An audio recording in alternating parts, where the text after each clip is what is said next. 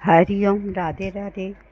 मैं हरिओम चैनल से बोल रही हूँ कि 25 तारीख को निर्जला एकादशी है, जो भीमसेनी एकादशी नाम से प्रसिद्ध है, क्योंकि यह व्रत सर्वप्रथम भीमसेन ने किया था। क्योंकि वो भूख से जब तब तो सब कर सकते थे, परंतु भूखे नहीं रह सकते थे। इस वजह से भगवान वेदव्यास ने कहा कि ये जेठ मास के दोनों एकादशियों का व्रत करो। तो बोले, ऐसा कोई बताओ कि जो मैं केवल एक ही व्रत करूं और उससे मुझे नरक से जाने से बच जाऊं, सारे पाप मेरे नष्ट हो जाएं। तब भगवान ने कहा कि यह जो जेठ में पड़ती है शुक्ल को, तुम यदि व्रत जो जेठ के शुक्ल पक्ष में पड़ती है एकादशी, उस एकादशी का तुम व्रत धारण करो, निर्जला व्रत, तो उससे सारी एकादशियों का फल तुमको मिल जाएगा और तुम्हारे सारे पाप नष्ट हो जाएंगे, तुम्हें स्वर्ग की प्राप्ति होगी।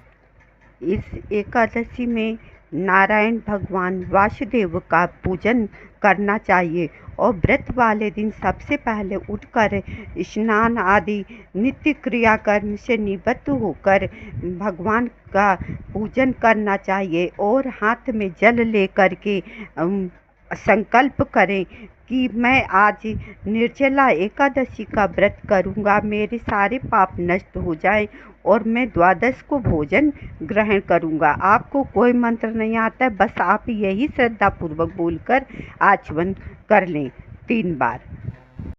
इस एकादशी में आचमन और स्नान के अलावा जल वर्जित है। यदि जल पीते हैं तो वो मदिरा के समान हो जाता है, इसी वजह से इसे निर्जला कहते हैं। पहले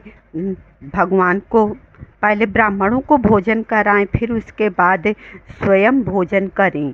द्वादशी में जब पारण करते हैं, और पारण करने का एक विधि और है, या तो आप खीर बना करके रख दें, भगवान को भोग लगाएं, सुबह वही उसी से पारण कर लें तुलसी पत्र डाल के।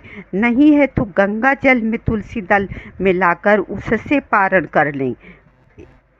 एकादशी के दिन तो चावल वर्जित है, उस दिन चावल नहीं खाना चाहिए, परंतु दूसरे दिन व्रत जिस दिन हम खोलते हैं उस दिन चावल ग्रहण करना बहुत ही ज़रूरी होता है, क्योंकि एकादशी भगवान की नहीं है, हम लोगों की है।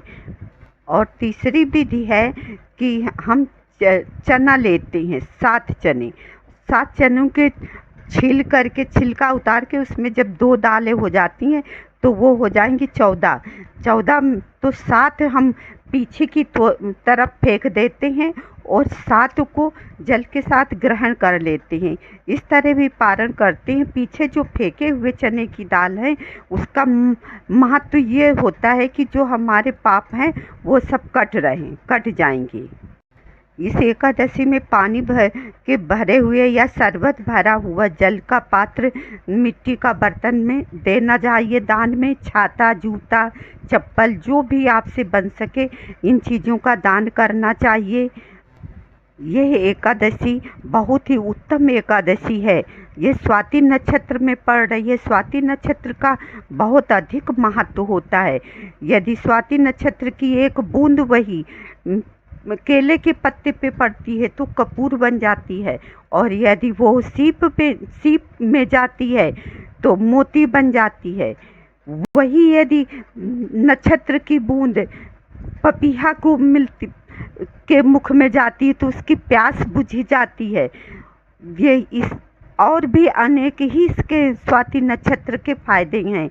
इस नक्षत्र में किया हुआ व्रत, जप, तप, दान सबका बहुत ही ज़्यादा फल मिलता है, इसलिए यह बहुत उत्तम है। हरिओम, राधे राधे।